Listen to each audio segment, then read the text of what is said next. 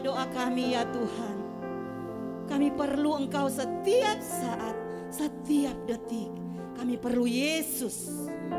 Yesus jawaban setiap permasalahan hidup kami. Terima kasih Tuhan untuk hari ini, hari yang indah. Engkau memberikan kami kesempatan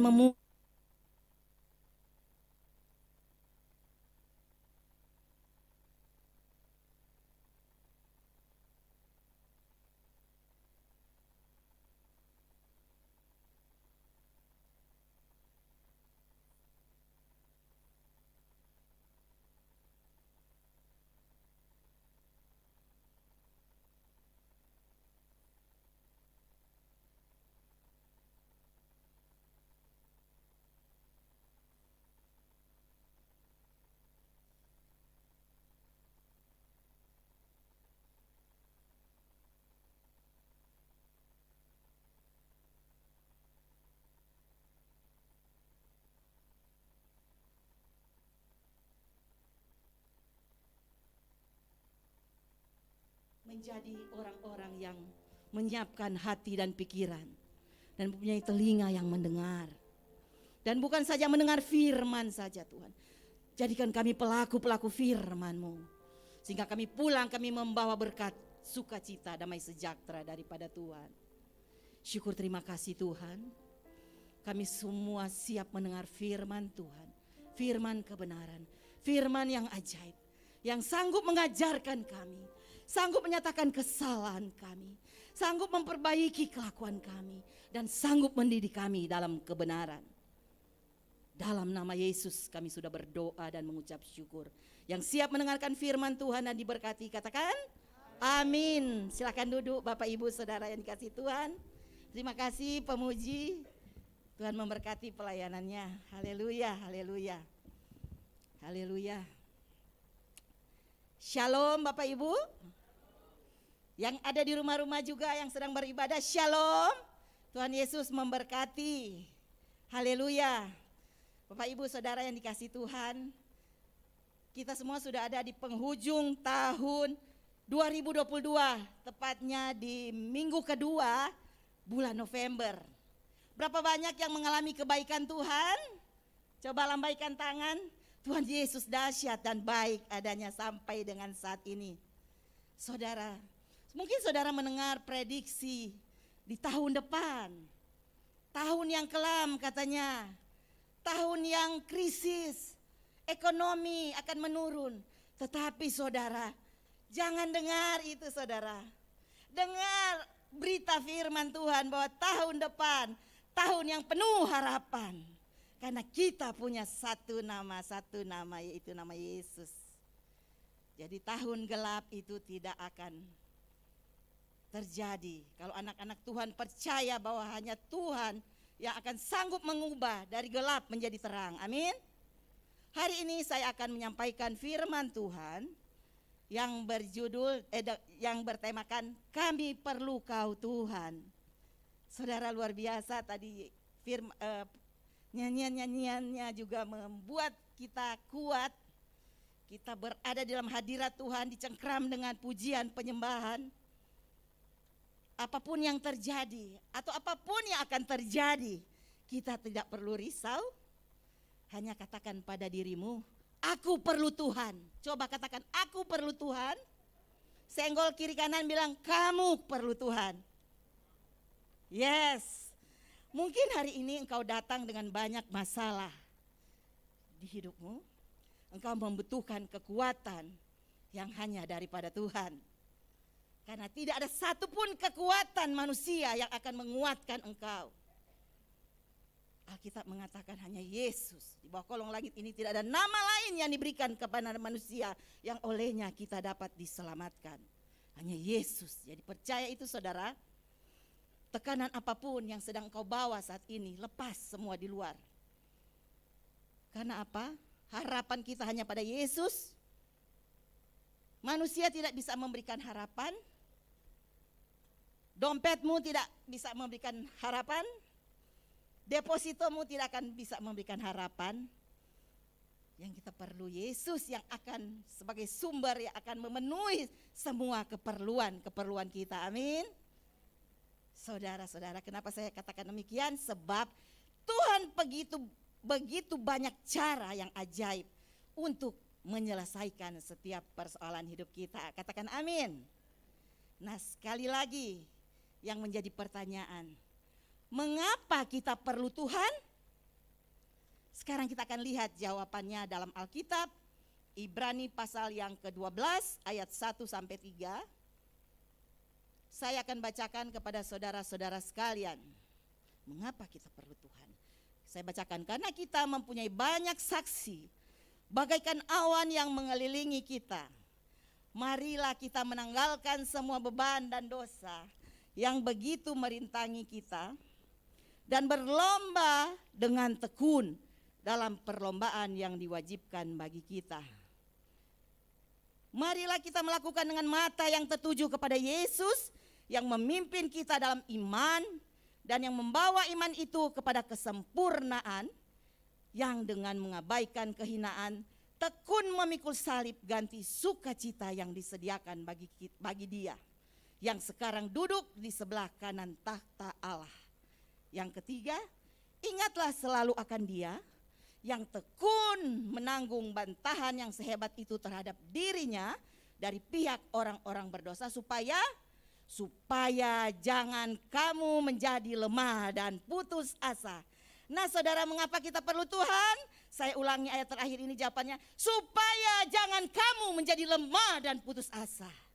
Supaya jangan saya dan saudara menjadi lemah dan putus asa. Isi Alkitab katakan demikian. Saya percaya kita semua luar biasa. Karena apa? Tuhan Yesus luar biasa yang memberikan kekuatan kepada kita. Masalah apapun yang sedang saudara hadapi saat ini, percayalah, kalau kita ingat ayat ini, supaya jangan kamu jadi lemah dan putus asa, kamu perlu Tuhan. Amin. Hidup ini berputar, saudara. Ada kalanya kita sehat, ada kalanya kita sakit. Tadinya kita sehat, kita lari-lari, kita bersenda gurau, tiba-tiba terjadi musibah. Kita tidak tahu. Tadinya kita senang, akhirnya kita berduka. Tetapi saudara, apapun yang terjadi di bawah kolong langit ini, kita perlu Tuhan.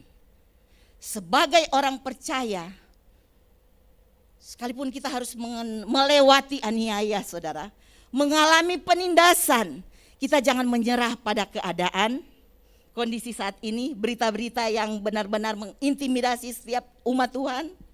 Karena itu kita tidak perlu Tuhan yang baginya mengatakan tidak ada perkara yang mustahil bagi Tuhan. Amin. Saudara sekalian, di hadapan Tuhan tidak ada perkara yang bisa mengecewakan kita. Nah, dalam ayat-ayat firman Tuhan tadi, persoalan terbesar yang harus kita highlight yaitu dikatakan supaya jangan kamu menjadi lemah dan putus asa. Banyak orang sekarang sudah mulai lemah. Banyak orang yang sudah mulai putus asa. Oleh karena itu, mungkin saudaralah jawabannya untuk mengatakan kepada mereka, jangan putus asa, jangan lemah. Kamu perlu Tuhan. Ada yang orang stres yang dia lari ke dokter, gak sembuh-sembuh, saudara. Ternyata jawabannya hanya dalam firman-Mu, dalam firman Tuhan. Mungkin banyak kali ada orang yang melemparkan ancaman-ancaman kepada kita. Dari mimbar ini, saudara, saya mengatakan tetap kuat. Selama saudara masih berharap kepada Tuhan, selama saudara masih bangkit dan percaya bahwa Tuhan tidak pernah meninggalkan saudara. Amin. Mungkin dalam hati saudara berkata, saya tahu saya tidak boleh lemah dan putus asa. Tapi sebagai manusia biasa, mana mungkin saya bisa begitu kuat menghadapi persoalan yang berat. Ibu Anneke sih gak tahu persoalan saya. Saya memang di depan kelihatan senyum. Tetapi sampai di rumah saya mulai memikirkan persoalan saya. Tidak, saudara, masih ada Tuhan. Ingat, dari minggu ke minggu kita duduk di sini mendengar firman. Firman yang menguatkan, firman yang menghidupkan. Itu yang akan menguatkan kita menghadapi setiap masalah persoalan di dalam hidup kita. Amin. Bapak Ibu Saudara yang dikasihi Tuhan, dari ayat firman Tuhan yang sudah kita baca tadi, Ibrani 12 ayat 1 sampai 3, saya menemukan ada 4 kebenaran. Ada 4 alasan yang mengapa kita perlu Tuhan, Saudara. Dikatakan supaya jangan kita menjadi lemah dan putus asa menghadapi apapun dalam kehidupan ini. Ayat pertama dikatakan kita mempunyai banyak saksi, saya bacakan lagi, bagaikan awan yang mengelilingi kita. Marilah kita menanggalkan semua beban dan dosa yang begitu merintangi kita dan berlomba dengan tekun dalam perlombaan yang diwajibkan bagi kita. Saya ulangi sekali lagi, dan berlomba dengan tekun dalam perlombaan yang diwajibkan bagi kita. Nah, saudara-saudara yang dikasihi Tuhan, hal pertama yang harus kita sadari, mengapa kita tidak perlu lemah dan putus asa. Walaupun kita masih hidup di dunia dan sebagai manusia biasa kadang-kala kita lemah. Tetapi firman Tuhan bilang jangan lemah dan putus asa. Jawabannya adalah karena hidup kekristenan kita memiliki tugas dan tujuan. Amin, saudara. Saya ulangi sekali lagi, ayat ini berkata, dan berlomba dengan tekun dalam perlombaan yang diwajibkan bagi kita. Saudara dan saya punya kewajiban untuk melakukan tugas yang Tuhan berikan. Orang-orang yang sudah dimenangkan harus punya tugas yang Tuhan persiapkan. Ketika kita ditaruh di dalam ring perlombaan, saudara. Di satu race Tuhan menyediakan garis start, saudara-saudara sekalian. Kau punya tugas dan tujuan. Rancangan Tuhan buat kita itu rancangan yang terbaik. Jadi kalau seandainya ada masalah itu bukan karena Tuhan tidak menginginkan kamu sukses sampai ujungnya.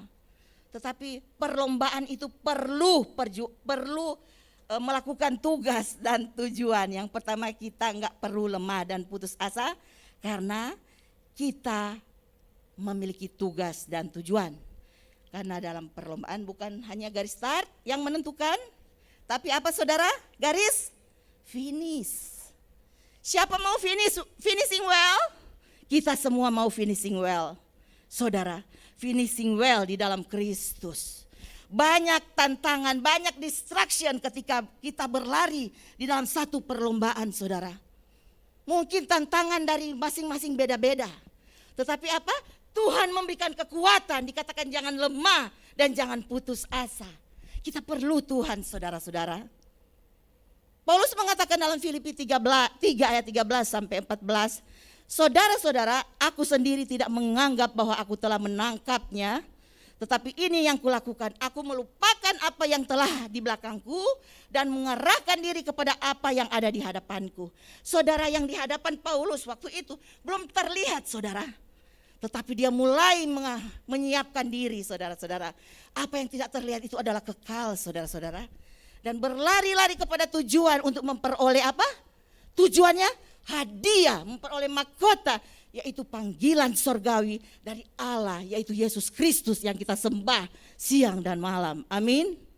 Jadi punya tugas, yaitu apa? Kita tetap berlomba. Apapun yang terjadi, lakukan apa yang menjadi tugasmu sebagai anak-anak Tuhan. Amin. Saudaraku, berarti hidup kekristenan kita memiliki tugas dan tujuan. Mungkin saudara mendengarkan berita baik ini, lalu saudara berkata, tapi tugas saya bagaimana dalam kebangkrutan, saudara? Dalam kebangkrutan yang saya derita ini, tugasku apa? Tujuanku apa, Tuhan? Dalam kegagalan ini, apa tugas dan tujuan? Dalam kesulitan yang sedang saya hadapi, apa tujuan? Dalam kekecewaan, Tuhan, apa tujuan, apa tugas? Dengan air mata yang sedang mengalir di pipi saya, Tuhan, apa tugas saya? Apa tujuan saya? Dengan penyakit yang tidak sembuh-sembuh, dengan usaha yang belum kelihatan akan bangkit, mungkin saudara berontak dengan semuanya itu, saudara. Tapi saya mau beritahu, Tuhan tidak pernah mengizinkan sesuatu terjadi hanya secara kebetulan. Allah turut bekerja dalam segala sesuatu untuk mendatangkan kebaikan bagi siapa? Bagi orang yang mengasihi dia. Bagi orang yang terpanggil sesuai dengan kehendak Allah. Jadi ingat, bagi orang yang tidak mengasihi Tuhan, dia akan lari ke treknya. Mungkin bukan di trek, ada umpan-umpan di samping perlombaan itu, ada umpan-umpan. Ada apel-apel emas, ada apel-apel di pinggan emas katanya ya. Yang menarik, kita mau lari treknya saudara. Tapi mari kita kembali kepada fokus, di mana Tuhan tidak pernah mengizinkan sesuatu terjadi tanpa seizin Tuhan, saudara. Tuhan bukan membiarkan kamu terperosok, tapi Tuhan sedang melatih. Tadinya kamu merangkak, sekarang kamu berlari. Dan besoknya kamu bisa jalan, bisa menerobos kepada satu tujuan, di mana kamu akan mendapat mahkota kehidupan. Amin. Jadi saudara-saudara sekalian, saya mengerti jika saudara kecewa, berontak, karena saya pernah demikian saudara. Bagaimana saya begitu kecewa, bagaimana saya begitu terpuruk. Tetapi saya melihat pada sesuatu yang belum kelihatan. Saya percaya ada kekekalan di sana. Tuhan memanggil saya bukan memanggil secara biasa-biasa. Ada proses bagaimana Tuhan memanggil saya sampai saya boleh menjadi pemberita firman Tuhan. Saya percaya itu saudara. Sesuatu yang kekal itu sedang menunggu kita. Sesuatu kemuliaan yang besar sedang menunggu kita. Jadi apa artinya penderitaan sekarang? Seperti Paulus mengatakan, penderitaannya itu ringan. Kenapa dia katakan ringan? Padahal dia didera, dicambuk. Paulus melakukan yang terbaik saudara. Paulus dan Silas waktu itu. Mereka giat dalam pekerjaan Tuhan. Tetapi iblis tidak tinggal diam. Dia menyuruh seorang wanita petenung saudara-saudara untuk mulai mengutuk. Tapi Paulus tidak tinggal diam. Dia menghardik kutukan itu. Dan apa? Wanita petenung itu terlepas, dibebaskan dari iblis. Dan dia berhasil menyelamatkan satu orang wanita ini. Saudara, bukankah perjalanannya berhasil? Tugasnya berhasil saat itu? Saudara, memang berhasil dia melepaskan wanita itu dari roh tenung. Tetapi apa yang terjadi? Dia difitnah dan dimasukkan ke dalam penjara di tengah, di mana seorang kepala penjara yang menjaga penjara yang di dalam itu. Tetapi apa yang terjadi? Mereka tidak kecewa. Dikatakan penderitaan ini ringan. Bagi kita dibilang ringan. Sudah didera, dicambuk, dihancurkan, dimasukkan ke dalam penjara yang paling dalam. Apa yang terjadi? Apa yang mereka lakukan? Paulus dan Silas memuji Tuhan. Pujian penyembahan keluar dari hati yang mengasihi Tuhan. Keluar dari hati yang bersyukur saudara. Dan apa yang terjadi? Sendi-sendi penjara itu goyah.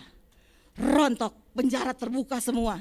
Banyak yang lari, tetapi ketika itu kepala penjara mengatakan, saya mau pegang pedang mau bunuh dia. Tetapi Paulus katakan, jangan, simpan pedangmu itu, jangan bunuh diri. Lalu kepala penjara itu mengatakan, apa yang harus aku lakukan? Paulus melakukan tugasnya, dia bilang, kamu bertobat dan beri dirimu dibaptis, dan engkau seisi rumahmu akan diselamatkan. Amin. Tugas Paulus dikerjakan, walaupun dalam kerjaan seperti itu, dalam dera seperti itu saudara. Kenapa dia mau tahu tujuannya apa yang dia lakukan? Bagaimana dengan kita? Persoalan apa yang sedang kita hadapi? Persoalan anak kita kah? Suami kita kah? Istri kita kah? Bos kita di kantor kah?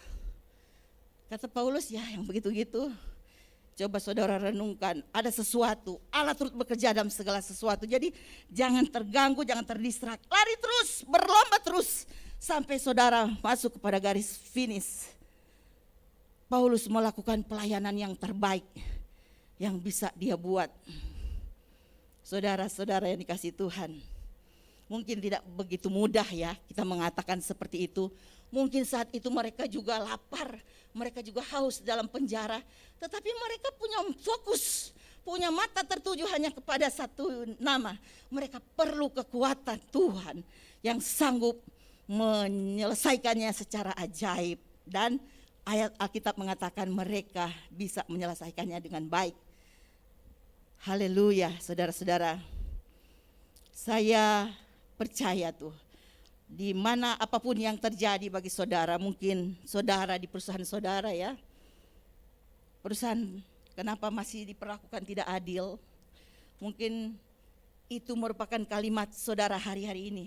Kurang adil nih, tetapi tidak saudara, tidak ada, simpan kata-kata itu, karena di balik kata-kata itu Tuhan punya kemuliaan yang luar biasa, amin. Tapi lihat, terus memuji dan menyembah Tuhan. Di mana Paulus boleh bersaksi di hadapan kepala penjara dan mereka bisa bertobat dan seisi rumah diselamatkan. Bukankah tugas dan pelayanannya dikerjakan dengan baik, saudara? Bapak Ibu Saudara yang dikasihi Tuhan, mungkin saudara berkata, saya ada di lingkungan yang sangat menyebalkan. Mungkin saudara berkata di hadapan dengan orang yang menjengkelkan. Tapi saudara, saya mau beritahu, itu tugas saudara untuk memenangkan orang-orang yang menjengkelkan ini. Tugas saudara untuk memenangkan orang-orang yang menyebalkan ini. Cukup saudara berdoa, menyembah Tuhan dan mengasihi mereka. Tugasmu Tuhan untuk memenangkan orang-orang yang seperti itu. Jadi jangan sampai kita lemah dan putus asa. Sekalipun usahamu dalam ambang kebangkrutan dan cenderung mulai terpuruk. Tahun 2023 boleh diprediksi apapun, tapi anak-anak Tuhan akan timbul sebagai emas murni kalau dia tahan uji. Kalau dia penuh dengan kekuatan Tuhan untuk berjalan di dalam relnya, untuk berlomba sesuai dengan perlombaan iman yang dilakukan oleh anak-anak Tuhan. Jadi mengapa saudara memerlukan Tuhan dan tidak perlu lemah dan putus asa? Jawabannya saudara memiliki tugas dan tujuan. Jadi bangkitkan semangat saudara untuk melakukan tugas-tugas. Yang udah mulai lemah, udah mulai putus asa, ingat. Katakan, give thanks with a grateful heart. Terima kasih Tuhan dengan hati yang bersyukur. Aku berkemenangan menghadapi setiap persoalanku. Jadi jangan sampai lemah dan putus asa. Masih ada Tuhan. Nah, hal yang kedua yang harus kita mengerti saudara, mengapa kita sebagai orang percaya tidak perlu lemah dan putus asa walaupun kita masih di dunia dan kita manusia biasa.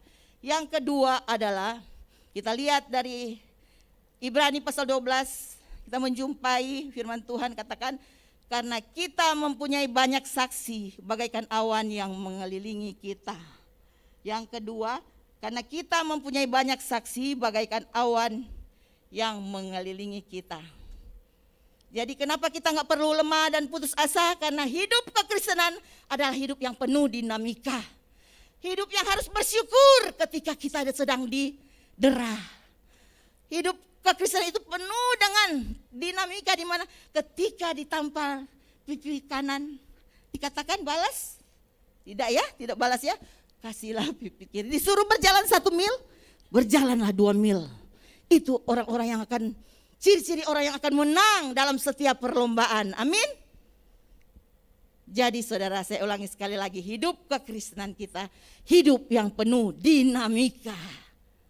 Kadang kita berlari-lari, ada jatuh di kerikil-kerikil, tidak mengapa. Luka lecet sedikit, tidak mengapa. Tetap maju terus, lari terus. Dan ingat saudara-saudara, dikatakan kita dikelilingi banyak saksi. Hidup yang dikelilingi oleh penonton. Dan saudara ingat sifat-sifat penonton? Sifat penonton ada yang mensupport saudara, ada yang mau menjatuhkan saudara. Jadi ingat, jangan terpengaruh ketika kita ada di dalam keadaan di mana kita sedang mulai dijatuhkan, mulai kita dibuat seperti karakter kita mulai dibuat sampai kita benar-benar terpuruk. Ingat, maju terus. Sebagian penonton bersorak-sorak dan berupaya agar saudara mengalami kehancuran. Tidak saudara, anak-anak Tuhan dibuat perbedaan oleh Tuhan. Amin. Orang benar akan muncul sebagai rembang tengah hari. Itu firman Tuhan yang katakan. Ingat saudara, ada orang yang sedang mengharapkan engkau hancur. Ada orang yang begitu iri lihat rumah tanggamu bahagia dan ingin sekali menghancurkan. Itulah dinamika hidup. Karena kita masih hidup di dunia. Ada orang-orang yang tidak percaya Yesus mulai mau coba-coba menghancurkan. Tapi tugas kita, kalau kita menyadari tugas kita untuk meluruskan orang-orang ini yang ada di sekitar kita, yang bersorak-sorai agar kita hancur, agar kita jatuh, agar kita tidak sampai kepada garis finish. Tugas kita untuk mengajak mereka berlari bersama-sama dengan kita sampai kepada garis finish. Amin. Mau saudara mengerjakan tugas itu? Karena hidup penuh dengan dinamika. Mari kita luruskan sebagai selalu perspektif yang salah dari orang-orang yang coba bersorak-sorai sebagai penonton-penonton yang akan menjatuhkan iman percaya kita. Amin, saudara-saudara. Ini bukan saatnya engkau menangis. Tahun 2022 akan berakhir. Ini saatnya engkau bangkit, saudara. Sudah semarak nih di mana-mana, lampu Natal sudah mulai, jingle bell, mall. Jadi tidak ada yang menangis ya, tidak ada air mata lagi ya. Covid akan berlalu dengan begitu cepat. Dan tetap kita hidup kembali begitu bersemangat. Jadi saudara, jadi bukan persoalan dibilang engkau tersakiti. Jangan biarkan air matamu mengalir dengan percuma. Kenapa? Karena hidup adalah penuh dengan dinamika. Kita harus menjalaninya dengan sukacita, dengan penuh ucapan syukur. Ingat sebuah cerita Sadrak, Mesak, dan Abednego. Semua orang ingin melihat bagaimana 3 orang benar ini hangus terbakar di dalam dapur api. Mereka bersorak-sorai ketiga 3 orang ini dilemparkan ke dapur api yang menyala-nyala. Tapi apa yang terjadi? 3 orang benar. Kuasa Tuhan terjadi. Sehelai rambut pun tidak ada yang terbakar. Bau hangus pun tidak ada. Lihat kuasa Tuhan bagi orang-orang benar. Iman saudara dipertahankan sampai titik darah penghabisan. 3 orang ini boleh menjadi satu kesaksian. Di mana seorang raja melihat, dikatakan ada 1 orang yang kelihatan menolong mereka. Bayangkan saudara-saudara sekalian. Kuasa Tuhan terjadi ketika kita di dalam kesulitan. Jadi jangan takut, jangan lemah, jangan putus asa. Apabila engkau diperhadapkan dengan berbagai-bagai persoalan, berbagai masalah. Masalah itu kalau disebutkan listnya banyak saudara. Dan perlu saudara mulai coret satu persatu. Masalah ini 2023 akan habis semua, garis semua. Kenapa? Aku perlu Tuhan. Aku andalkan Tuhan dalam selama segi kehidupan saya. Amin. Amin saudara sekalian. Jadi saudara-saudara sekalian, orang benar dalam Alkitab selalu ada pembelaan dari Tuhan. Dikatakan Tuhan membiarkan musuh-musuhmu yang maju berperang melawan engkau terpukul kalah olehmu. Dikatakan bersatu jalan mereka akan menyerangi engkau, tetapi bertujuh jalan mereka akan lari daripadamu, asal engkau bersama dengan Tuhan. Asal ketika engkau berjuang, engkau tidak berjuang sendiri, engkau berjuang dengan Tuhan. Karena engkau butuh Tuhan, engkau perlu andalkan Tuhan dalam segi setiap kehidupanmu. Karena apa? Peperangan kita bukan melawan darah dan daging, melawan penghulu-penghulu di udara itu saudara.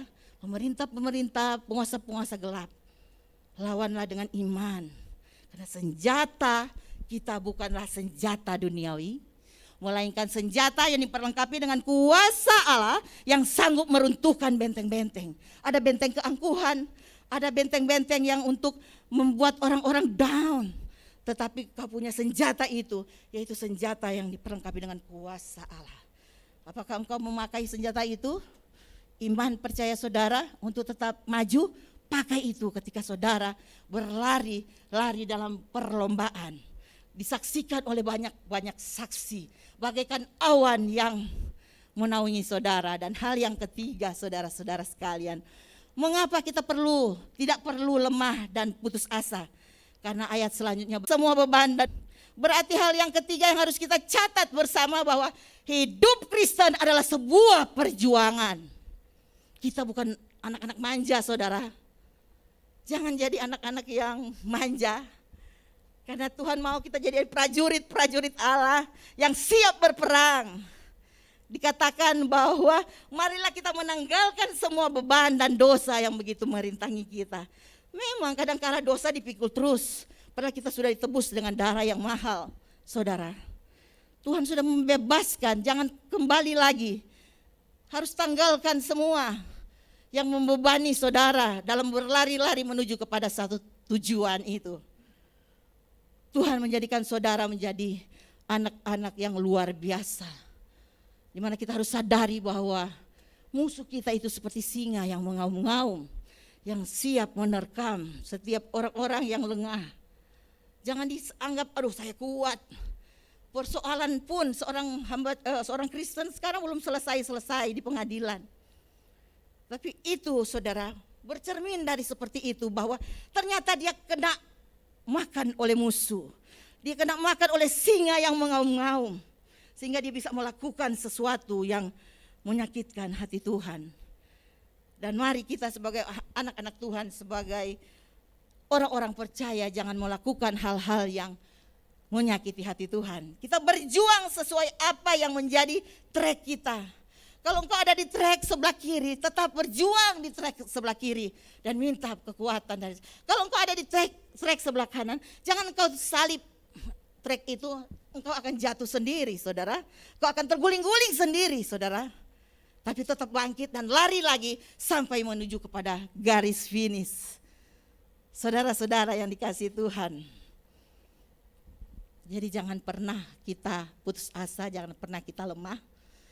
Karena Tuhan berkata, pencuri datang hanya untuk mencuri dan membunuh dan membinasakan.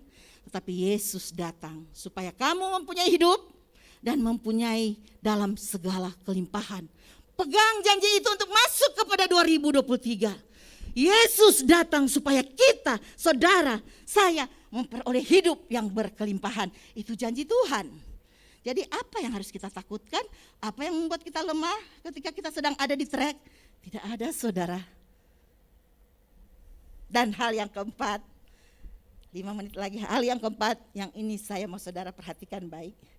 Ayat ini berkata pada bagian 2b, demikian bunyinya, dengan mengabaikan kehinaan, tekun pikul salib, ganti sukacita yang disediakan bagi dia, yang sekarang duduk di sebelah kanan tahta Allah. Dan hal yang keempat, hal yang terakhir, bagaimana setiap umat Tuhan, setiap gereja tidak perlu lemah dan putus asa, karena kita menyadari Kristus telah duduk di sebelah kanan tahta Allah. Haleluya, beri kemuliaan bagi nama Tuhan. Amin. Untuk apa dia duduk di sebelah kanan tahta Allah? Yang pertama, Alkitab berkata dia duduk di sebelah kanan tahta Allah untuk menjadi pembela bagi kita, orang-orang yang sudah dimenangkan, saudara. Yang kedua, Alkitab berkata dia duduk di sebelah kanan tahta Allah untuk berdoa. Jadi pendoa buat saudara dan saya. Kadang kita lari menjadi lemah. Tetapi ada kekuatan yang tidak kita lihat. Ada kekuatan ilahi. Kita mengalami sesuatu kualitas ilahi ketika kita terus tertuju kepada Tuhan untuk menyelesaikan race kita, menyelesaikan perlombaan kita. Jadi saudara sekalian, 2 perkara besar yang Kristus buat ketika dia duduk di sebelah kanan tahta Allah sebagai pembela dan berdoa. Jadi mengapa kita harus takut? Mengapa kita harus lemah? Mengapa kita harus letih dan lesu? Bukankah dia berkatakan, marilah kepadaku semua yang letih, lesu dan berbeban berat. Aku akan memberikan kelegaan kepadamu. Saudara sekalian, jangan putus asa. Mungkin saudara, setan berdakwa pada saudara. Kau masih berdosa. Mungkin setan mendakwa kamu melakukan dosa. Tapi ingat, Tuhan rindu untuk anak-anak Tuhan yang sudah melakukan dosa atau belum terima Yesus, mulai mengakui dari sekarang, supaya engkau benar-benar menjalani race-mu dengan benar. Lari berlomba di garis start yang benar. Dikatakan bahwa sebab jika kamu mengaku mengaku dengan mulutmu bahwa Yesus adalah Tuhan, dan percaya dalam hatimu bahwa Allah telah membangkitkan dia dari antara orang mati, maka kamu diselamatkan. Tuhan butuh itu. Tuhan panggil engkau. Tuhan mau engkau minta bahwa Tuhan mau mengangkat engkau untuk menyelamatkan engkau. Pernah dosa dilakukan, bertobat saudara, dan kembali kepada race-mu, kembali kepada track-mu, untuk kita berlari-lari. Kita melakukan tugas dan tujuan kita, untuk kita mengerti bahwa hidup ini penuh dengan dinamika hidup. Dan kita tahu bahwa hidup penuh dengan perjuangan. Kita harus berjuang, jangan sampai lemah. Sebagai orang-orang percaya sampai titik darah penghabisan, kita berjuang untuk mendapatkan mahkota kehidupan. Dan percayalah, Tuhan sudah duduk di takhta untuk menjadi pembela kita, untuk berdoa untuk kita. Karena dikatakan kamu telah dibangkitkan bersama dengan Kristus. Carilah perkara-perkara yang di atas, di mana Kristus ada, duduk di sebelah kanan Allah. Pikirkan perkara yang di atas, bukan yang di bumi. Jangan pikirkan yang masalah-masalah tetek bengek, sepele-sepele. Karena Kristus sudah jadi pembela saudara, sudah duduk di sebelah kanan Allah. Pikirkan perkara-perkara yang benar, yang mulia, yang adil, yang suci, yang sedap didengar, yang patut dipuji. Itu yang saudara pikirkan untuk menghadapi tahun 2023 yang sebentar lagi, 2 bulan lagi ke depan. Kita akan memasuki dengan penuh sukacita, kita memasuki dengan penuh harapan. Karena bersama Yesus kita akan cakap melakukan segala perkara. Amin saudara. Puji nama Tuhan, mari kita tundukkan kepala.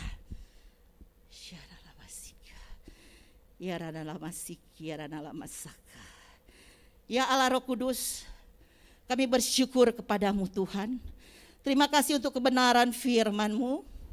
Terima kasih Engkau menguatkan kami lewat kebenaran firman-Mu, bahwa di penghujung tahun 2022 ini kami tidak boleh lemah dan putus asa. Kami harus tetap perlu Tuhan dimanapun, sedetik pun, every single day. Kami harus perlu Engkau Tuhan. Kamu butuh Engkau Tuhan, kami butuh Tuhan. Tuhan Yesus yang kami kasihi, Tuhan Yesus yang kami sembah siang dan malam. Mari Bapa, tuntun kami ke jalan-jalan kami, agar kami sampai kepada garis finish bersama dengan Engkau. Terima kasih Roh Kudus, terima kasih materaikan firman-Mu di dalam hati kami masing-masing, supaya kami pulang dan kami menjadi pelaku-pelaku firman-Mu yang hidup. Di dalam nama Yesus kami sudah berdoa dan mengucap syukur. Yang terima firman ini dengan penuh sukacita katakan amin, haleluya, terima kasih.